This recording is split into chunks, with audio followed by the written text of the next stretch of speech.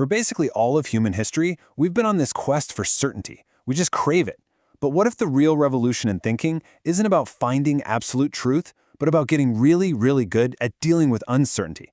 That's what we're going to talk about today. A new way of thinking that, believe it or not, runs almost everything in our modern world.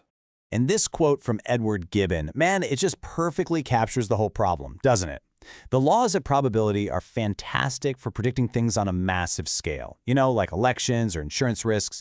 But when it comes down to you, to one particular person, it can feel totally random and wrong.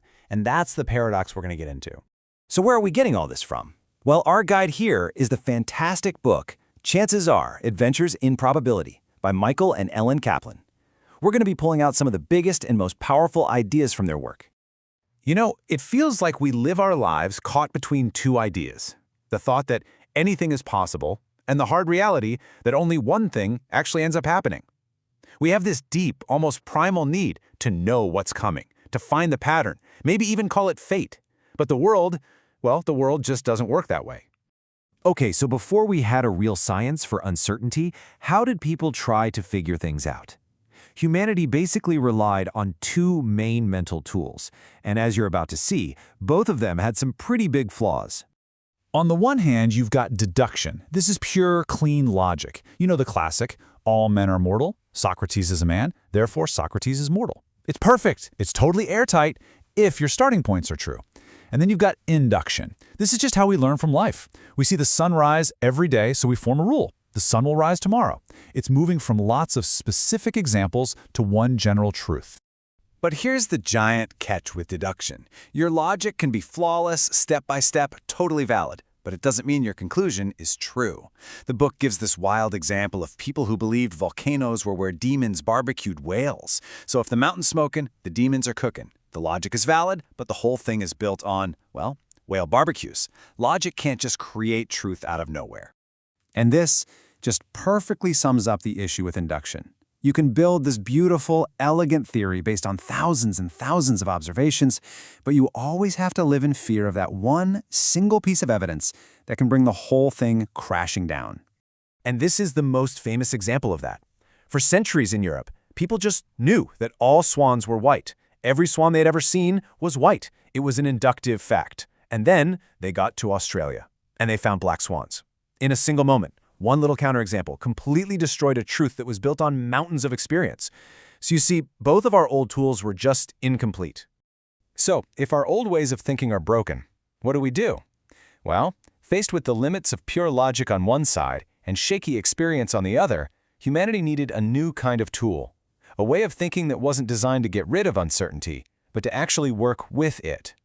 And what's crazy is that this all kind of exploded into being in one single decade, the 1660s. You had a guy in London named John Grant who started digging through piles of death records, basically inventing statistics to find hidden patterns. And at the exact same time, the genius Blaise Pascal was thinking about dice games and God, and he had this huge realization. Maybe there are actual laws that govern chance itself. And that brings us to this really simple but powerful definition from the book. Probability isn't just about math class or casinos. It's the science of risk, of making educated guesses, of managing expectations. In other words, it's the science of just getting on with life. But why do we even need a whole new science for this? Here's why. Because our natural, built-in instincts for dealing with probability are often really, really bad. All right, let's put your intuition on the spot right now. We're going to use a famous problem from the psychologists Tversky and Kahneman. So picture this scene. It's a dark night, there's been a hit and run, and there's only one witness. Okay, so here's what you know. There are two cab companies in town, green and blue. The vast majority of taxis, 85% of them, are green. Now, a witness says the cab in the accident was blue. And we know this witness is pretty reliable. Under these conditions, she's about 80% accurate at telling the colors apart. So, the big question is, what do you think? Was the taxi blue or was it green? Really, take a second. What does your gut tell you? Now, I'm willing to bet that your brain, like pretty much everyone else's, immediately zoomed in on that 80% accuracy. A reliable witness saw a blue cab. Case closed, right? It's gotta be blue. Our intuition is just screaming at us. But is that right? 59%. And here's the twist. The probability that the taxi was actually green is 59%. It was more likely green than blue. So why? It's because that base rate, that boring little fact that 85% of all taxis in the city are green, is actually a much stronger piece of evidence than the witness's 80% accuracy. Our brains are just terrible at combining those two kinds of information, but probability forces us to look at the whole picture. So look, this isn't just some cool party trick or a brain teaser. This way of thinking, of weighing the odds and combining different kinds of evidence, it's like the invisible architecture of our entire modern world. I mean, really think about it. The weather forecast you checked this morning? That's probability. The medical trial that approved a new drug? That's probability. The entire global financial system. It's all running on the engine of probability. It's the justification for almost everything we do together as a society. The book itself uses its chapter titles to show you just how far this idea goes. Probability is the language of gambling, sure, but it's also the language of healing, of judging in a courtroom, of fighting a war, and even of just being. It's everywhere.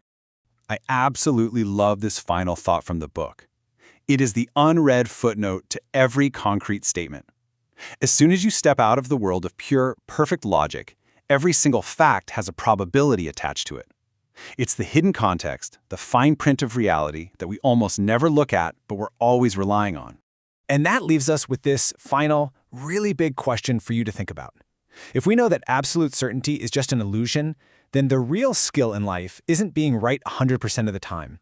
It's figuring out your own personal threshold. How do you decide when you're sure enough to make that decision, to take that leap, to place that bet? That's something to chew on.